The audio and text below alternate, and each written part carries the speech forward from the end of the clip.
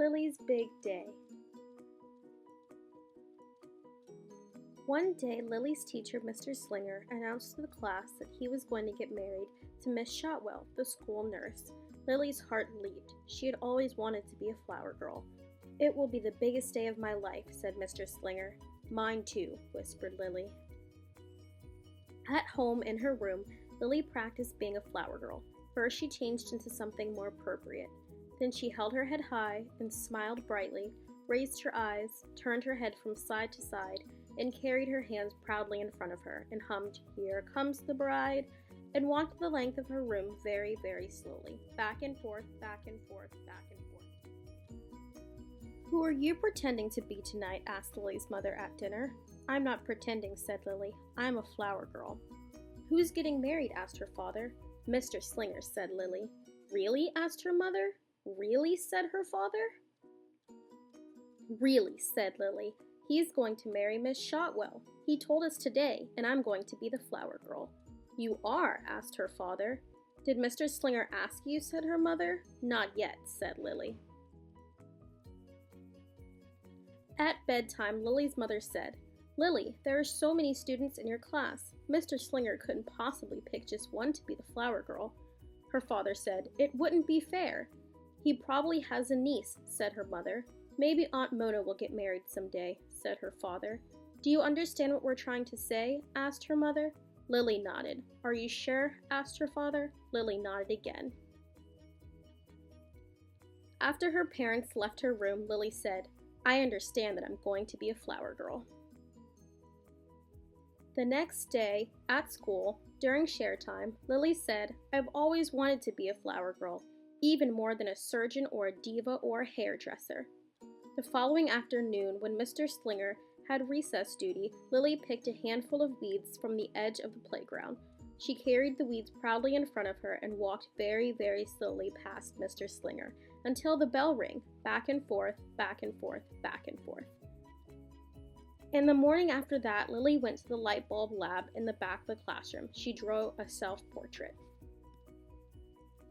Mr. Slinger called Lily up to his desk during quiet reading time. "Lily," he said, "I can tell that you want to be a flower girl, but unfortunately my niece Ginger is going to be the flower girl at my wedding." Lily's heart sank. "But," said Mr. Slinger, "I also want you to know that everyone in the class will be invited to the wedding. We can all dance together at the reception. It'll be fun." Lily's stomach hurt. "This seems really important to you," said Mr. Slinger. Lily's cheeks turned pink. "You know," said Mr. Slinger, "I was just thinking that you might like to be Ginger's assistant. You could stand with her and keep her company until she has to walk down the aisle. You could make sure her dress isn't crooked and that she holds her flowers properly." Lily considered. "Remind her to walk slowly," said Mr. Slinger. Lily considered some more. "You could wear a corsage," said Mr. Slinger. "Oh, all right," said Lily, "if you really need me so much." Lily tried to get excited about being Ginger's assistant. Weddings wouldn't even exist without flower girl assistants, she told her baby brother Julius.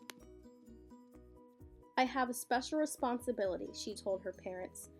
When her Grammy took her shopping for a dress for the wedding, Lily told the clerk, "A flower girl assistant is very important and glamorous."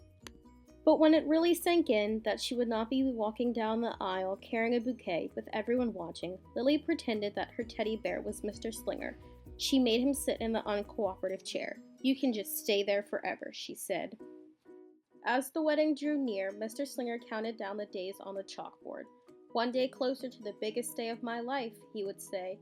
"One day closer to the biggest day of Ginger's life," Lily would whisper. And still at home in her room, Lily practiced. She held her head high and smiled brightly and raised her eyebrows, and turned her head from side to side and carried her hands proudly in front of her, and hummed, "Here comes the bride," and walked the length of her room, very, very slowly, back and forth, back and forth, back and forth. The day of the wedding finally arrived. Lily hoped and hoped that Ginger would have pink eye or a bad fever and not show up, but she was there, and she was all ready. Her dress was straight, and she held her flowers properly. "Are you sure you want to do this?" said Lily. "Yes," said Ginger. "Are you sure you're sure?" "Yes." "Are you really sure you're sure?" Lily hoped and hoped that Ginger would change her mind, but she didn't. It was time for the ceremony to begin. The music swelled. Everyone stood. The moment came for Ginger to walk down the aisle. Ginger didn't move. Mr. Slinger motioned her forward. "Go," said Lily. Ginger was frozen. "Now," said Lily. Ginger was still as stone. "You can do it," said Lily, but Ginger couldn't. Everyone waited and waited and waited. No one knew what to do, except Lily. Lily scooped up Ginger and said, "Here we go." Then Lily walked very, very slowly down the aisle. She held her head high and smiled brightly and raised her eyebrows and turned her head from side to side, carried her hands proudly in front of her. When she reached Mr. Slinger, everyone clapped. "I knew this would be the biggest day of my life," said Lily. Lily was so excited she barely noticed the rest of the ceremony. The reception was great fun. After the cake was served, Lily coached Ginger for the next time she would be a flower girl. "I won't be with you every wedding," said Lily. "I won't be able to save you every time." Together they walked back and forth, back and forth, back and forth, very slowly. Soon they were dancing. Soon after that, they were joined by Chester, Wilson, Victor, Julius, Mr. Slinger, Miss Shotwell, and many others. "It's an interpretive dance," said Mr. Slinger. "We're doing the Flower Girl," said Lily. Lily's family stayed at the reception until Lily was perfectly exhausted. "But there's something I have to do before we go," said Lily, and she needed to find Ginger one last time. And when she did, she said, "Ginger, when I get married, you can be my flower girl."